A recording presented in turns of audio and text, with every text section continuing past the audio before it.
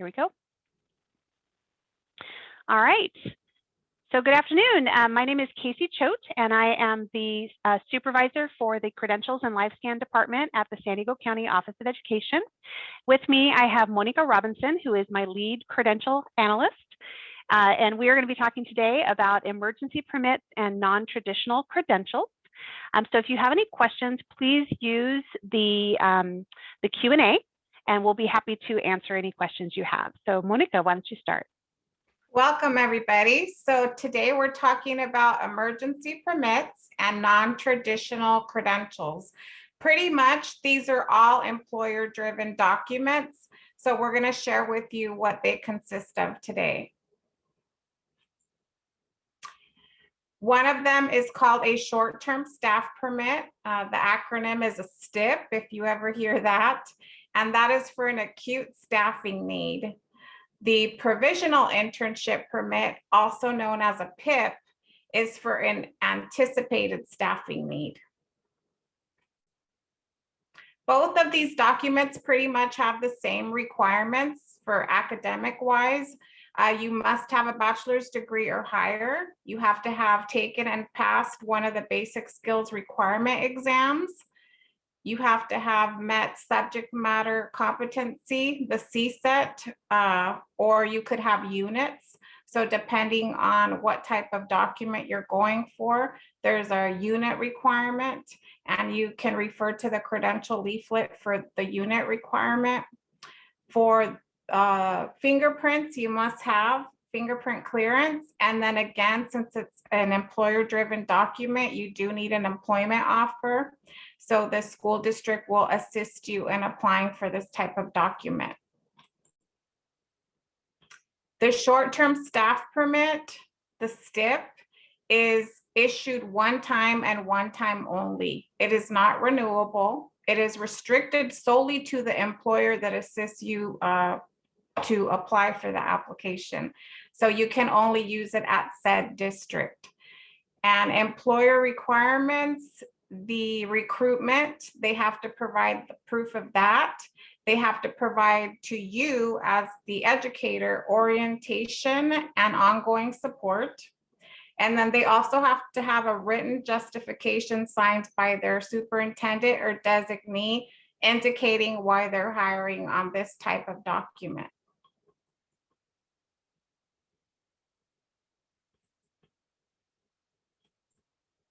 The provisional internship permit, the PIP, is also non-renewable, and it's a one-time document. It's restricted to the employer as well, and it's not available if you have already taken and passed your CSETs. If you've already met subject matter competence by passage of the CSETs in your subject area, you're not eligible for the PIP. It is not available in the early childhood special ed area. That's the only area that it's not available in. And then there are more specific employment requirements. One of them being that the school district that hires you, the employer, the agency, they must provide verification of a diligent search for a fully credentialed teacher. And they do have to have a public notice of intent to hire on the basis of the PIP, and they have to have it posted for like 72 hours and et cetera. There's also orientation, guidance, and assistance that they have to provide to you as the educator. And then they have to assist you with verifying the subject matter competence and that you enroll in a teacher ed program.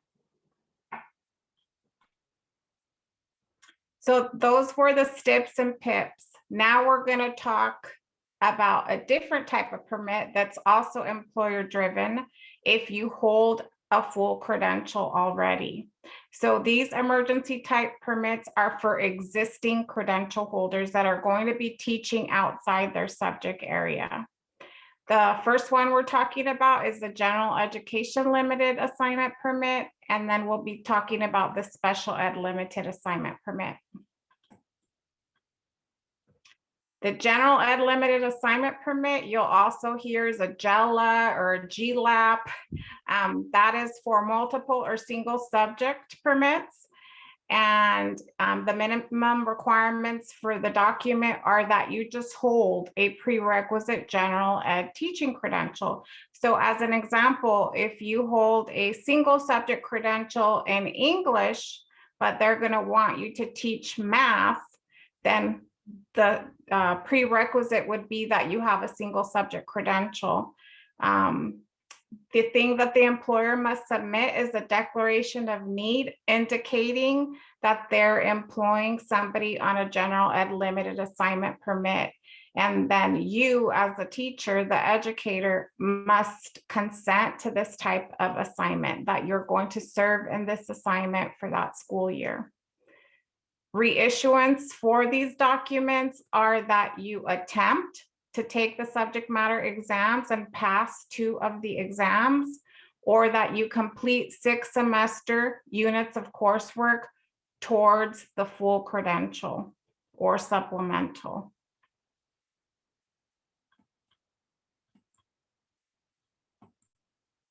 The Special Education Limited Assignment Permit, the SELA or CLAP, is available in all of the broad specialty areas. The minimum requirements for initial issuance are that you do hold a valid prerequisite special education teaching credential. If you hold just a general ed teaching credential, you're not eligible for a special ed limited assignment permit.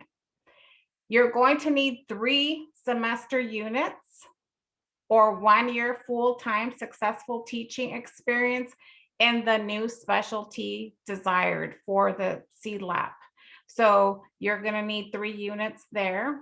And then declaration of need from the employer has to be submitted, indicating that they're hiring you on this basis, and you have to provide consent to serve, consent to teach in this assignment. The renewal requirements for this type of document are that you complete 6 semester units of coursework towards the authorization, or 90 clock hours of activities associated with an approved program. So if you are going to be doing units in an added authorization program or through a college, you would need to provide that you completed the 6 units there.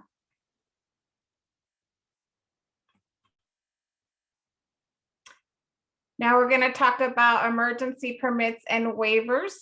And there's different types that we're going to be talking about that are most common issued out there by the CTC by the employer request. This is especially true for educators that are prepared out of state that don't come into California with an EL authorization and English learner authorization.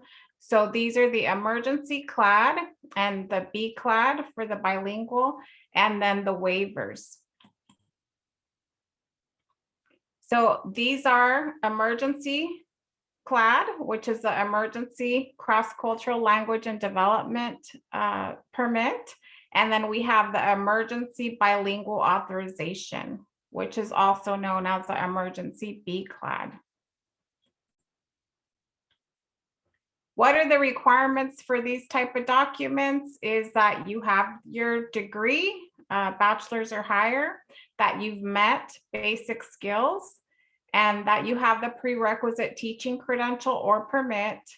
And then if you're going to be doing the bilingual component, that you have met target language proficiency.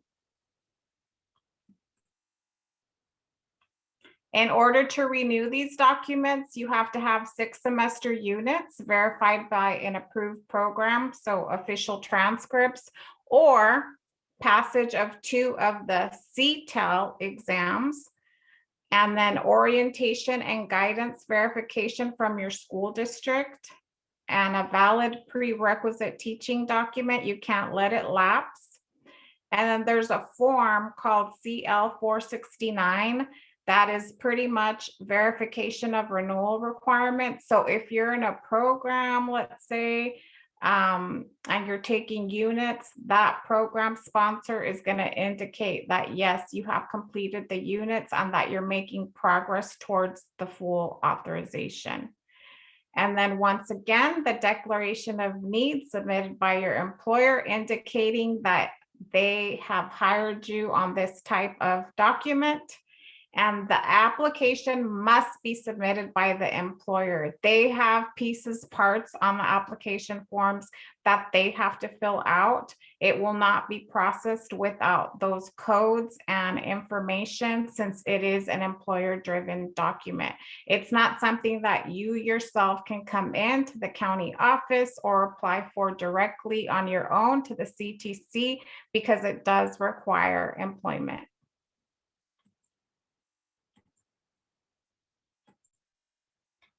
The last resort documents, these are called variable term waivers. These are also at the request of an employer. They may be used when a fully credentialed teacher is not available for the assignment. It could be for teaching, it could be for principal, administrative services, it could be for English learner services, it could be for a nurse, a speech pathologist, etc. And this is for typically for hard to fill positions. So you're going to mostly see these in special education, speech language pathology, and driver's ed and training. The requirements for the variable term waivers are that you have the employment offer, that's first. Proof of recruitment from the school district, that's what they're going to provide. Whether it's EdJoin postings, however, LinkedIn, whatever they need to show. And then school board approval. This has to be approved by the school board, and they have to submit a board agenda item for that. You have to have a bachelor's degree minimum and basic skills. And then verification of special skills, depending on the type of document that you're going to be obtaining. So it may or may not be required. But if you have the special skills, they will list them out on the application form. And then enrollment in the program or registration for the exam that you're scheduled to do it and take care of it.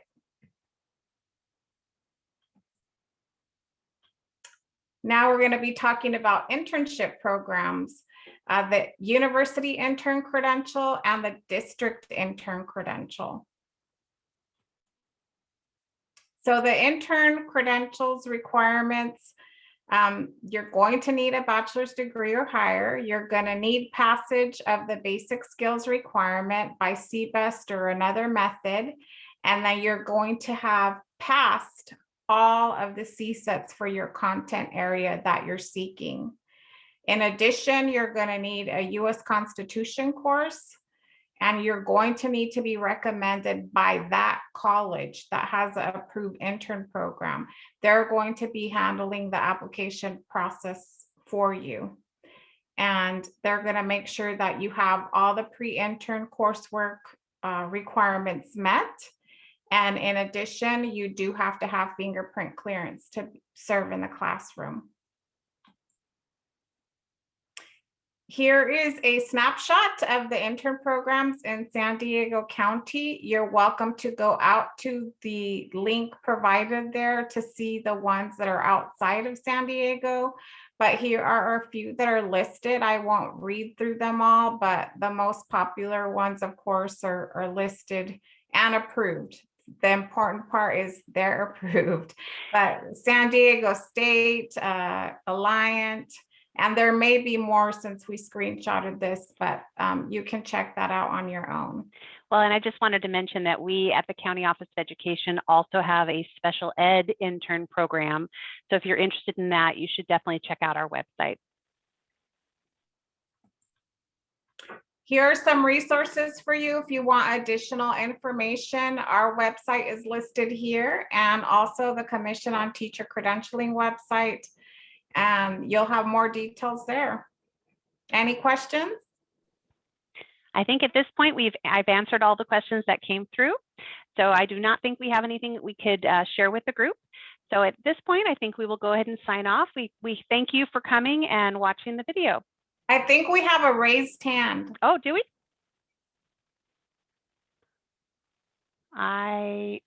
What about CTE? So CTE is not considered an emergency type of document.